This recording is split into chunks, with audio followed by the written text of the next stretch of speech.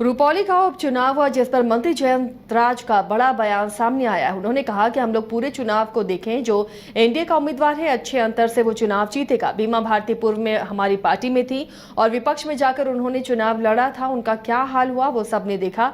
वही हाल में उनका इस बार भी उनका हाल होगा। कोई समीकरण काम नहीं करेगा। नीतीश कुमार और एनडीए की सरकार बिहार में चल रही है। वही पशुपति पारस का आवास भतीजे चिराग की पार्टी को आवंटित होने पर उन्होंने बयान दिया और कहा कि आवास में कोई एक तरफा कार्रवाई नहीं हुई है। आवास की एक नियमावली बनी हुई है। अगर कोई पार्टी राज्य की पार्टी बन जाती है जिसके सांसद विधायक चुनाव जीत कर आते उन्हें आवास अलॉट करना रहता है, उसी के तहत आवास अलॉट किया गया है। उन्होंने आवेदन दिया है, उस पर कार्रवाई की गई है।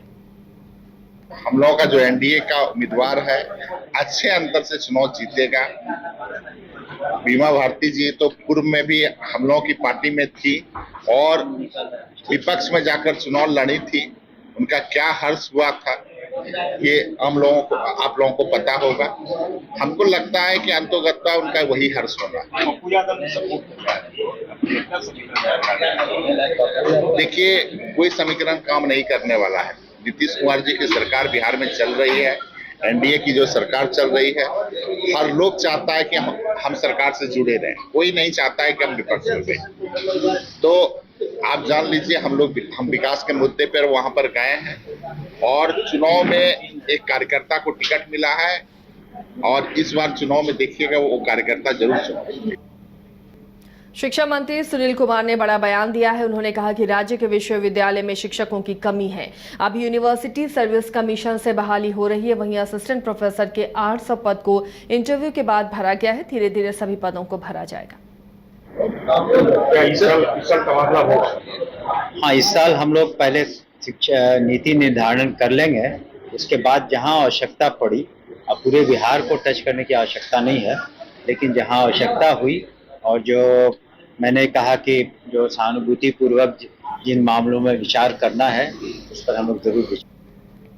राजद प्रवक्ता शक्ति सिंह यादव ने सीएम नीतीश पर तंज कसा है। शक्ति सिंह यादव ने कहा कि सीएम नीतीश अब कुर्सी कुमार से सीधा चरण कमला कुमार हो गए हैं। दरअसल नीतीश कुमार ने एक अधिकारी के पैर छूने की बात कह दी थी, जिस पर राजद प्रवक्ता ने प्रतिक्रिया दी। नीतीश कुमार जी के व्यवहार से प्रतिदिन बिहार शर्मसार हो रहा है। मुझे हैरानी होती है, इर्द गिर्द जो परिक्रमा करने वाले लोग जो गाल बजाते हैं। माननीय मुख्यमंत्री हैं, ममता भी है उनके स्वरूप को देख करके, पर पता नहीं है सुहाग रूप होते जा रहा है। अब तो कुर्सी कुमार से सीधे अब चरण वंदना कुमार में तब्दील हो गए। अधिकारियों ने इनको कहीं का न छोड़ा है। जिन लोगों को इर्द गिर्द लेके चल रहे, पता नहीं क्या खिला रहा है, क्या पिला रहा है कि इस तरह का स्वभाव धीरे धीरे पद की गरिमा को रसातल में लेके जाए। रुपौली उपचुनाव को लेकर राजद के प्रदेश उपाध्यक्ष उदय नारायण चौधरी ने कहा कि रुपौली की जनता बीमा भारती को निश्चित तौर पर जिता रही है। बीमा भारती की जीत निश्चित है। वहीं बिहार में लगातार पुल गिरने वाले सवाल पर उन्होंने तंज कसते हुए कहा कि सरकार इतनी गुणवत्तापूर्ण काम की है, उसी का परिणाम है कि पुल लगातार बिहार में गिर रहे हैं। आरजेडी के वरिष्ठ नेता उदय नारायण चौधरी इस वक्त हमारे साथ हैं। रुपौली में बाई इलेक्शन हो रहा है, आज वोटिंग हो रही है, किस तरीके से देखते हैं? क्योंकि नीतीश कुमार के मंत्री ने कहा कि बीमा भारती ने पार्टी में ही विश्वासघात किया है, तो जदयू के साथ इस बार वहां की जनता है, क्या कहेंगे? रुपौली की जनता बीमा भारती को जिता रही है। लेकिन जो अभी हालात है उस पर क्या कहेंगे? किस तरीके का माहौल है? जिता रही है। लेकिन ये कहा जा रहा है कि नीतीश कुमार वहां हर विकास का काम किए, वो सब कुछ नहीं, चलिए जिता रही है। एक और सवाल है, ये लगातार जो पुल गिर रहे हैं बिहार में, उस पर क्या कहेंगे? पुल जो गिर रहे हैं लगातार, उस पर क्या कहेंगे? पुल जो गिर रहे हैं लगातार, जो खबर आ रही है, तेजस्वी यादव ने भी कहा कि इसमें सरकार इतना गुणवत्तापूर्ण काम की है, उसका परिणाम है। मतलब इसमें सरकार की गुणवत्तापूर्ण काम करने का परिणाम है। इसमें सरकार की संलिप्तता है इसमें भी? बिना सरकार के थोड़े एयरपोर्ट गिर रहा है सब जगह जी, तो बढ़िया काम किया इसीलिए ना गिर रहा है। सब नए नए ठेकेदार को दे दिया जी। अब क्या क्या हुआ? बीमा भारती की जीत होगी रुपौली में? पक्का चलिए, तो निश्चित तौर पे बीमा भारती जो आरजेडी की कैंडिडेट है इस बार रुपौली उपचुनाव में, उदय नारायण चौधरी जो पार्टी के प्रदेश उपाध्यक्ष भी हैं, उन्होंने साफ तौर पे बताया है कि बीमा भारती की वहां जीत होगी। और जिस तरीके से जो लगातार बिहार में पुल गिर रहे हैं उसको लेकर उन्होंने कहा कि सरकार पर कहीं ना कहीं उन्होंने अपने ही तरीके से तंज कसा है और गुणवत्तापूर्ण जो है पुल है, जिसके कारण इस तरीके का काम जो है लगातार बिहार में पुल गिर रहे हैं। तमाम चीज़ों को लेकर उन्होंने कहा है और एक बात उन्होंने स्पष्ट रूप पर कह दिया है कि इस बार रुपौली उपचुनाव में जो आरजेडी की प्रत्याशी बीमा भारती है वो निश्चित तौर पर वहां से जीतने जा रही है।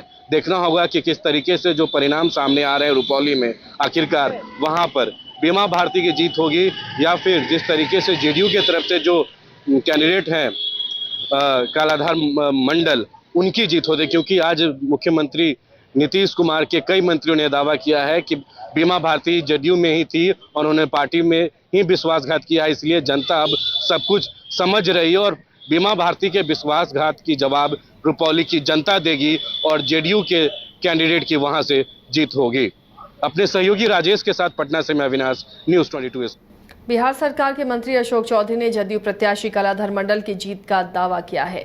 उन्होंने कहा कि मुख्यमंत्री नीतीश कुमार ने रुपौली क्षेत्र में बहुत काम करवाया है, जनता निश्चित रूप में ही ये सीट जीत कर देगी। अच्छा चुनाव हुआ है और बहुत अच्छे, पिछली बार लोकसभा से ज्यादा वोटों से जीतेंगे। सर, आज गंगा पाथवे का उद्घाटन था, मुख्यमंत्री जो है ठेकेदार के भी हाथ जोड़ते दिखे हैं मुख्यमंत्री नीतीश कुमार। तेजस्वी ट्वीट करके बोले हैं कि सबसे असहाय मुख्यमंत्री हो गए हैं मुख्यमंत्री नीतीश कुमार। हर चीज का गिलास किसी को आधा भरा दिखता है, किसी को आधा गिलास खाली दिखता है। हर चीज को अपने अपने तरीके से देखने का है। कोई व्यक्ति कितना ज़्यादा हम्बल होता है। माननीय मुख्यमंत्री 18 साल तक इस प्रदेश को पूरी तरह से सशक्त और मजबूत रूप से चलाए हैं और उन्होंने अपने हम्बल तरीके से लोगों से आग्रह किया है कि भाई आप हमारी बात नहीं मानते, जल्दी करिए। इसमें असहाय होने का क्या है, ये लोगों को लगता है, क्योंकि अब उनके पास ये इसके बोलने के अलावा कुछ बचा नहीं है ना। ये अच्छा चुनाव। आईएएस अधिकारी मनीष वर्मा ने जदयू की सदस्यता ग्रहण की, जिसे लेकर भाजपा के प्रदेश प्रवक्ता राकेश सिंह ने कहा कि पढ़े लिखे इंसान की हर जगह इज्जत होती है और राजनीति में पढ़े लिखे लोगों की जरूरत है। एक ही जिला से, एक ही गांव से, एक ही परिवार से कई लोग राजनीति करते हैं। राजनीति में समाज सेवा करने के लिए सबको छूट है। राजनीति में आना भी चाहिए, राजनीति में अच्छे लोगों को आना भी चाहिए। इन दिनों जिस प्रकार की स्थिति राजनीति में बनी है कि जितने भी जो समाज में बहिष्कृत व्यक्ति है वो लोग राजनीति में आ रहे हैं, तो राजनीति में अगर अच्छे पढ़े लिखे लोग अगर आ रहे हैं तो ये अच्छी बात है, ये अच्छी शुरुआत है। इस ऐसे लोगों को आना भी चाहिए राजनीति में। राजनीति में अच्छे लोगों को, साफ सुथरा छवि वाले पढ़े लिखे अधिकारी या सामान्य वर्ग के किसान मजदूर भी, सबको राजनीति में आने की जरूरत है, तब उनका प्रतिनिधित्व होगा। राजनीति में ऐसे व्यक्ति का सीएम नीतीश कुमार द्वारा एलएनटी प्रोजेक्ट मैनेजर के पैर छूने वाले मामले पर बिहार में खूब सियासत हो रही है। नेता प्रतिपक्ष तेजस्वी यादव ने ट्वीट करते हुए कहा कि बिहार के मुख्यमंत्री अब इतने बेबस और लाचार हो गए हैं कि एसडीओ बीडीओ के साथ साथ निजी कर्मचारी के भी बात बात पर पैर छू रहे हैं। इसी मामले पर भाजपा के प्रदेश प्रवक्ता राकेश सिंह ने कहा कि तेजस्वी यादव मुख्यमंत्री की भावनाओं को नहीं समझते। देखिए, नेता प्रतिपक्ष तेजस्वी यादव जी माननीय मुख्यमंत्री जी की भावनाओं को नहीं समझते हैं। मुख्यमंत्री जी किसके लिए पैर छूने के लिए तैयार हैं, क्यों हाथ जोड़ रहे हैं? इसलिए ना कि बिहार का विकास हो, बिहार में जो विकास का काम है वो तेज गति से बढ़े। उनकी भावनाओं को समझे तेजस्वी यादव। तेजस्वी यादव हमेशा राजनीतिक चश्मे से हर चीज को देखते हैं, आकलन करते हैं।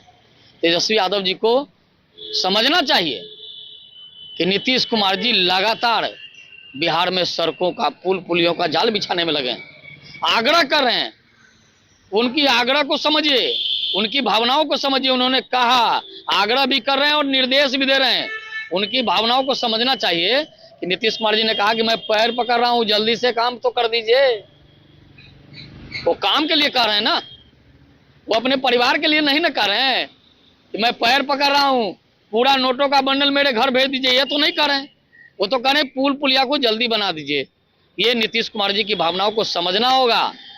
नीतीश कुमार जी ऐसे ही विकास पुरुष नहीं कहलाते। नए अनुभव, जोश और उमंग का बेजोड़ संगम है छोटा नागपुर वाटर किंगडम। यहाँ आपको पुल पार्टी से लेकर वाटर वेव का होगा एकदम नया अनुभव। सबसे ज्यादा स्लाइड वाला राज्य का पहला वाटर पार्क का नाम है छोटा नागपुर वाटर किंगडम। तो परिवार के साथ आए रातू फन कैसल के पास स्थित छोटा नागपुर वाटर किंगडम।